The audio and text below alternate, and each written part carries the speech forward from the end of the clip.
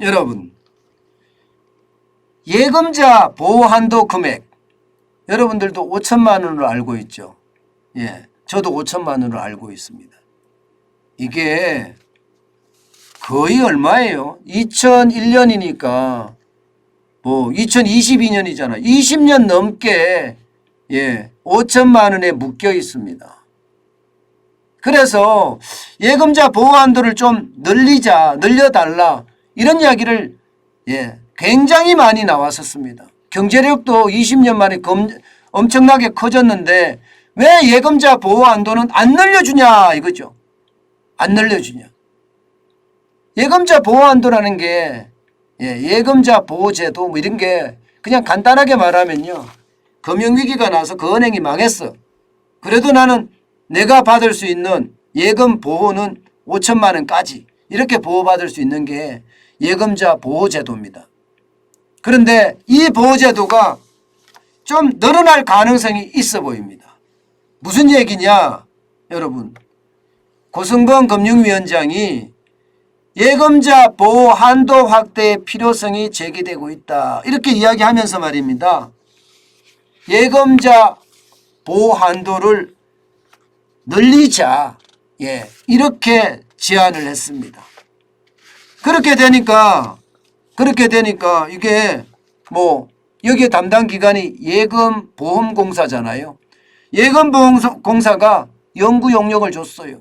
얼마로 하는 게 좋은지, 얼마로 하는 게 이게 적당한지, 지금 5천만 원이 좋은지 아니면 1억으로 늘리는 게 좋은지 아니면 1억 5천으로 늘리는 게 좋은지 이거를 민간합동으로 태스크포스를 꾸려서 지금 구체적인 개선안을 내놓겠다 이렇게 이야기합니다.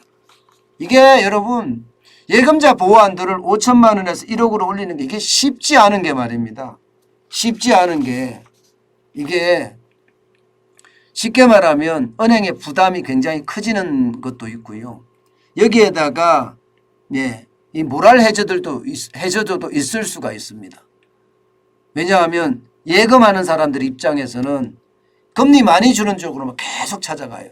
은행의 건전성 상관없습니다. 은행의 건전성보다가 금리 많은 쪽으로 계속 찾아가게 되니까 이게 쉽게 말하면 건전성을 오히려 해치는 그런 결과가 되기 때문에 민간 용역을 줘서 실제 금액이 얼마가 되는지 아마 알아보는 것 아닌가 그렇게 예상이 됩니다. 그런데 여러분 해외 사례를 보면 말입니다. 이게 올릴 수밖에 없습니다. 여러분 이거 한번 보세요.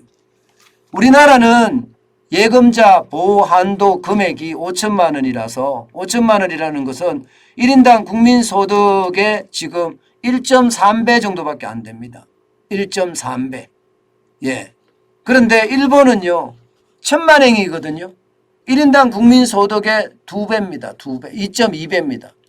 미국은 25만 달러인데 1인당 국민소득의 3.7배입니다. 중국은 50만 위안입니다. 1인당 국민소득의 6.8배입니다. 호주는 25만 호주 달러인데 1인당 국민소득의 3.2배입니다. 대한민국만 1.3배예요. 1.3배. 그러니까 최소한 2배 이상 가겠다. 그러면 지금보다 2배 이상 가면 뭐 1억까지도 올라갈 수 있다는 이야기가 되는 건가요? 1억까지도 올라갈 수 있다는 이야기가. 아마 1억까지 올라가지 않을까 그렇게 예측합니다. 예금자 보호 한도도 늘린다는 이야기니까요.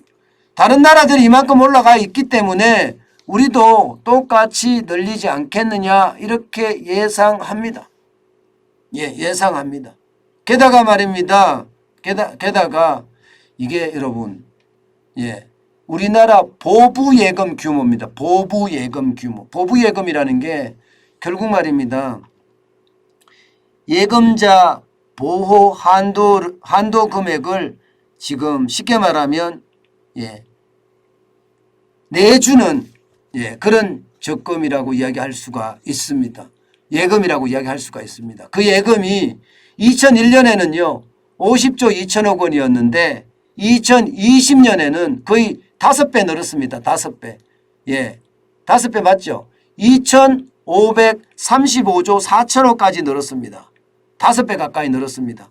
그러니까 이게 한도를 좀 늘리도 된다.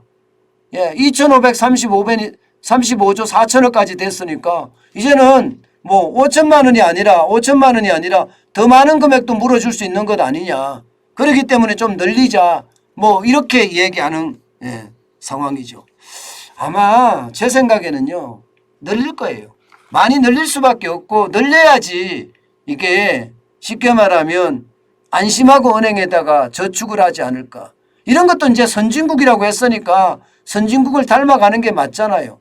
게다가 보부예금조차도 지금 굉장히 많이 쌓여 있으니까 이거 늘려도 상관없다. 뭐 이렇게 이야기까지 하죠. 기왕 늘리는 거 말입니다. 예금자 보호 한도를 1.3배가 아니라 뭐 최소한 미국 정도 되든지 호주 정도 되게 이게 뭐라고 해야 되나. 1인당 국민소득의 뭐 한 3.7배 또 3.2배 한 3배 정도 되는 건 어떨까. 저는 그런 생각도 많이 해봅니다. 그만큼 말입니다, 여러분.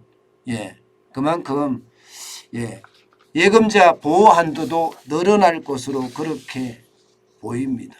이제 문제는요, 이게 국민들에게 이렇게 편하고 또 국민들을 위한 정책 이런 것이 저는 그 어느 때보다 필요하다고 생각을 해요.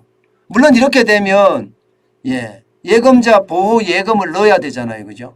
은행들이 넣어야 됩니다. 은행들이 넣으면 이제 여기다가 보부예금으로 쌓이는데 은행들 입장에서는 반대하려고 하겠죠. 그렇지만 국민들을 위해서는 이게 굉장히 좋은 건 아닌가. 저는 다시 한번 그렇게 생각을 해보고요. 제2금융권에서는 앞으로 신나겠어요. 그죠? 제2금융권에서는 그야말로 예금자 보호 한도가 늘어나면 그만큼 더 제2금융권으로 많은 사람들이 이게 예금이나 적금을 들 수 있고요. 그렇게 되면 제2금융권에도 작년까지 100억이라고 해요. 100조의 예적금이 이제 됐다고 해요. 아마 사상 최대일 겁니다. 100조라는 게. 그런 예금들이 더 많이 늘어나지 않을까. 뭐 그렇게 예상까지 합니다. 어쨌든 국민들에게는요. 예금자 보호 한도 금액이 많이 늘어나면 늘어날수록 유리합니다. 이런 정책을 보면 저는 뭐라고 이야기해야 되나. 가슴이 좀 따뜻해지는 정책이라고 이야기할까요? 저는 그렇게 느껴집니다. 네, 우리 진바닥님. 국내 국외 악재가 몰려오는데 지옥 같은 산불 재앙이라니. 국민의 삶을 진정으로 보살피는 대통령을 기다립니다. 공감합니다. 진바닥님. 저도 공감합니다. 그런 사람이 대통령 돼야 됩니다. 그런 사람이 대통령 돼야 되고요. 국민의 소리에 귀를 기울이는 사람, 그런 사람이 대통령이 돼야 됩니다. 여러분도 잘 아실 거예요. 그런 사람이 대통령이 돼야지 우리가 우리 국민이 좀 편안하게 살지 않을까 싶어요. 무조건 말입니다. 이게 자기 편만 아는 사람들, 이런 사람들이 대통령 돼서는 안 됩니다. 안 됩니다. 네, 여러분들 투표를 많이 하셨군요.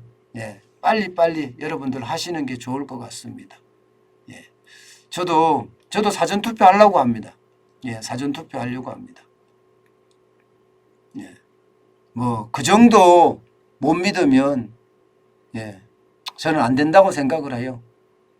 그 정도 우리가 무너졌을까요? 우리 감시가 또 그만큼 심하게 되니까 저는 괜찮을 거라고 생각합니다. 가능하면 하려고 해요.